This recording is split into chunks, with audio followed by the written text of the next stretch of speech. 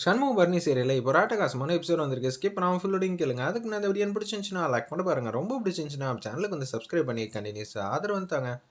நம்ம சண்முகம் வந்து ரொம்ப உச்சகட்ட கோவத்தில் அப்படியே வந்து முத்துப்பாண்டி அடித்து தூக்கி எரிஞ்சிட்டு அப்படியே போயிட்டு இருக்காங்க. ஒரு பக்கம் சண்முகம் இப்படி பண்ணிட்டானேங்கிற மாதிரி அந்த இடத்துல ஆதங்கப்பட்டு யோசிக்கிறாங்க. வீட்டுக்கு வந்ததுக்கப்புறம் நம்ம சவுந்தரபாண்டி என் பையனை போட்டு இப்படி அடித்து வச்சிருக்கான், நீ பண்ண தப்பெல்லாம் எனக்கு தெரியாது நினச்சியா, ஒத்துமொத்த குடும்பம் அங்கே வரணும் தானே இது மாதிரி பண்ணியிருக்க, நல்ல வேலை உங்கள் மாமாவுக்கு வந்து ஜோசியரோட ஃப்ராடுத்தனம்லாம் தெரியாமல் போச்சுங்கிற மாதிரி யோசிச்சுட்டு இருக்காங்க நம்ம பாக்கியம். நீ பண்ண தப்பு தண்டாலாம் எனக்கு தெரியாது நினச்சியா, ஜோசியர் வர வச்சு எல்லா ஃப்ராடுத்தனம் பண்ணியே அதை எல்லாத்தையும் நான் கண்டுபிடிச்சிட்டேன். ஆமாம் எப்படியெல்லாம் போய் சொல்லியிருக்கேன், ஆமாங்க போய் சொல்லி நான் கோட்டையாக கட்டி வச்சுருக்கேன். சண்முகம் முன்னாடி எசுக்கி அடிக்கடி நிப்பாட்டினா அவங்க 2 பேர் ஒத்து போவாங்கண்ணே.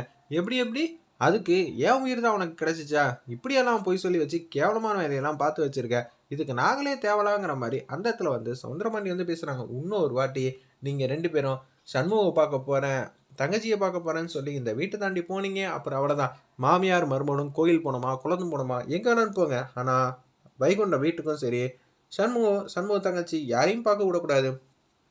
ஏன்டி இது மாதிரி கேவலமான கரையெல்லாம் பண்ண, ஏங்க நீங்கள் தப்பாக நினைக்காதீங்க, நான் சொல்கிறத மட்டும் கேளுங்க அப்படின்னு சொல்லி பேச்ச ஆரம்பிக்கிறாங்க. என்னடி நீ சொல்கிறதெல்லாம் நான் கேட்கணும், அதெல்லாம் நான் கேட்க வேண்டிய அவசியமே இல்லை அப்படின்னு சொல்லும்போது, என் பொண்ணை நல்லபடியாக நான் அங்கே வாழ வைக்கணும்னா சண்முகம் தங்கச்சியை இங்கே வாழ வைக்கணும். வெறும் பயலோட தங்கச்சியை வந்து கல்யாணம் பண்ணிக்கிட்டு இவன் அடி மிதியெல்லாம் வாங்கணும்னு அவசியம் இல்லை, தேவையில்லை. அப்புறம் அந்த இடத்துல நம்ம பொண்ணு ரொம்ப கஷ்டப்படுவாளே, இதெல்லாம் அப்பங்காரம் பேச்சுற பேச்சா, என் பொண்ணு வாழ்றா வாழாமல் போகிறா அதெல்லாம் பற்றி எனக்கு கவலை இல்லை, எனக்கு என் பையன் மட்டும் நல்லா இருந்தால் போதும். பொண்ணு அவளா தேடின வாழ்க்கை தானே, 100 நாள் முடிஞ்சதுக்கப்புறம் வீட்டுக்கு வந்துருந்தா அவளை ராஜாத்தின் போல பார்த்துருப்பேன். நீங்கள் என்னதான் பார்க்குறதா இருந்தாலும் கட்டின புருஷன் இருக்கிற மாதிரி வருமா அப்படின்னு சொல்லி கேட்கும்போதே, என்னடி நொரநாட்டியெல்லாம் பேசிகிட்டு இருக்க, இன்னொரு வாட்டி இங்கே கிறுக்குத்தனமாக திட்டம் போட்டு பிளான் போட்டு ஏதாவது செய்கிற மாதிரி நினச்சேன்னு வச்சுக்கே, அப்புறம் நான் சும்மா விட மாட்டேன்னு சொல்லி உச்சக்கட்ட கோபத்தில் வந்து பேசுகிறாங்க. அந்த இடத்துல நம்ம சவுந்தரமாண்டி அவங்க மட்டும் அங்கேருந்து போக ஆரம்பிச்சிட்டாங்க.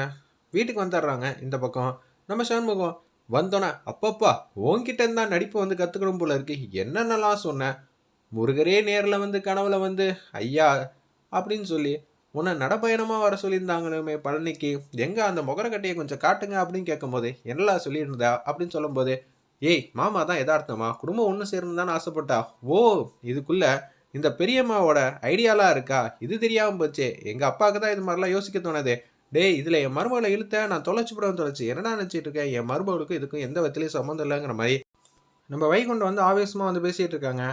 ஏன்பா இதெல்லாம் நான் நம்பணுமா, ஒன்னெல்லாம் நான் போய் நம்பினேன் பாரு, குழந்தைங்களுக்கு அப்பா மாதிரியா யோசிக்கிற, டேய் நான் எதுக்காக தெரியுமாடா திட்டமிட்டோம், இதுக்கு பின்னாடி நானும் பாக்கியமாக தான் இருந்தோம், நல்லபடியாக நம்ம பசங்கள் எல்லாம் ஒத்துமையாக இருக்கிற வச்சு பொண்ணு மாப்பிள்ளைக்கு விருந்தெல்லாம் வைக்க வேணாமா, அதுக்கு தான். ஓ பொண்ணுக்கு மாப்பிள்ளைக்கு விருந்தெல்லாம் வைக்க போகிறீங்க, ஓகே ஓகே, இன்னும் எனக்கு தெரியாமல் என்னெல்லாம் திட்டம் போட போகிற, இன்னும் ஒரு வாட்டி கனவுல வந்துச்சு சாமி சொன்னாங்கன்னு சொன்னேன்னு வச்சுக்கேன்ப்பா, நான் சும்மா விட மாட்டேன். மாமா இவன் தான் நம்ம பேசுகிற பேச்சு தான் எதுவும் கேட்க மாட்டான்னு தெரியுதுல்ல, அப்புறம் என்ன மாமா இவன்ட்டெல்லாம் நம்ம பேசிக்கிட்டு நம்ம மாட்டுக்கோம் ஆக வேண்டிய வேலையை பார்ப்போம் அப்படின்னு சொல்கிறாங்க. அந்த இடத்துல இப்போ நம்ம என்னடா செய்ய போகிறோம், ஒவ்வொரு நேரமும் ஒவ்வொரு பிரச்சனை வந்துக்கிட்டே இருக்கே, இப்போ இந்த பிரச்சனையிலேருந்து சமாளிக்கிறது எல்லாமே கஷ்டமாக தான் இருக்குது. ஏய் பரணி இதுக்கு பின்னாடி நீ தான் இருக்கன்னு நல்லா தெளிவாக தெரியுது. டேய் இன்னொரு வாட்டி ஏன்டா என் மருமக காரணம்னு சொல்லிக்கிட்டே இருக்க, தேவையில்லாமல் பிரச்சனையெல்லாம் பண்ணுறவெல்லாம் வச்சுக்காதங்கிற மாதிரி அவங்களும் எவ்வளவோ தன்மையாக வந்து பேசுகிறாங்க. அந்த இடத்துல நம்ம சண்முகம் வந்து கேட்குற மாதிரியே தெரில. இன்னும் ஒரு வாட்டி எனக்கு தெரியாமல் வந்து எசக்கியை பார்க்க போகிறேன், இந்த வீட்டில் யாரும் போனீங்க, அப்புறம் அவளை தான் அண்ணனை வந்து மறந்துடுங்க. எசக்கி வந்து இந்த வீட்டில் இருந்து காலில் வந்து கதறி, அண்ணே என்னை மன்னிச்சிருண்ணே, இனிமேட்டு என்னால் முடியலண்ணே, அந்த வீட்டில் இருந்ததெல்லாம் தப்புண்ணே அப்படின்னு சொல்லி காலில் வந்து கதறினா கூட இந்த டோரை நான் திறக்க போட வேண்டிய அவசியம் இல்லை, தேவையில்லை, அப்படி தான் நான் நடந்துக்க போகிறேன். இந்த ஜென்மத்தில் எசக்கிக்கு எனக்கு சம்மந்தம் இல்லைங்கிற மாதிரி தான் உச்சக்கட்ட கோவத்தில் வந்து இருக்காங்க.